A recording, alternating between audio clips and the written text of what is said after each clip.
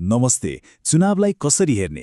एक नागरिक कर्तव्यको रूपमा कि 5 वर्षमा एकपटक आउने व्यक्तिगत फाइदा उठाउने मौकाको रूपमा? आज हामी यही दोस्रो, अलि फरक तर निकै यथार्थपरक दृष्टिकोणबारे गहिरिएर कुरा गर्दैछौँ। सुन्दा सामान्य लाग्ने यो एक वाक्यमा एउटा पूरै मानसिकता लुकेको छ। यो गुनासो मात्रै होइन, यो त एउटा रणनीति हो। जब नेताले चुनावपछि फर्केर हेर्दैनन् भन्ने कुरामा मान्छे ढुक्क हुन्छ, तब उनीहरूले पनि सोच्छन्, ठिक छ, जे लिने हो, जे पाउने हो, यही बेला हो। अनि यही सोचबाट सुरु हुन्छ चुनावी सौदाबाजीको खेल।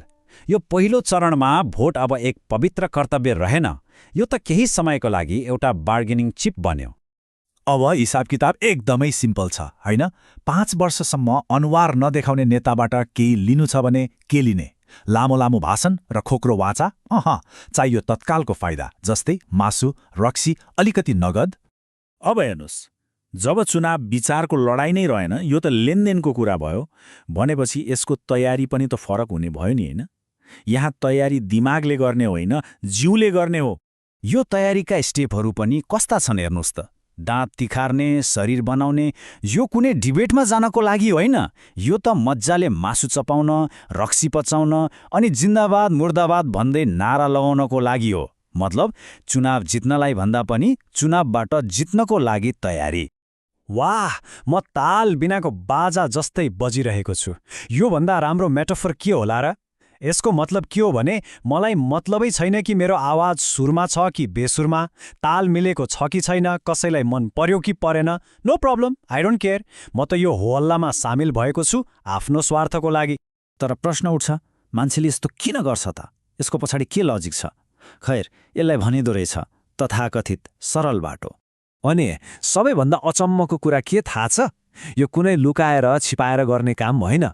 यो त सबैले यही त गर्छन् नि भनेर खुल्ले आम अपनाइएको बाटो हो। It's become normal. त्यसो भए के हो त यो सरल बाटो भनेको? सिधा भाषामा भन्दा यो सिस्टमलाई सुधार्ने बाटो होइन। यो त सिस्टमलाई नै युज गरेर, सिस्टमलाई नै बाइपास गरेर आफ्नो व्यक्तिगत पावर बढाउने, आफ्नो काम बनाउने बाटो हो। तर यो सबै खेल मासु, रक्सी र अलिकति पैसाको लागि मात्रै होइन नि। त्यो त केवल सुरुवात हो। त्यसभन्दा धेरै पर एउटा गहिरो भोग छ। त्यो हो शक्तिको भोग। अनि जब यो भोग जाग्छ, तब एम्बिसन पनि ठुलै हुन्छ।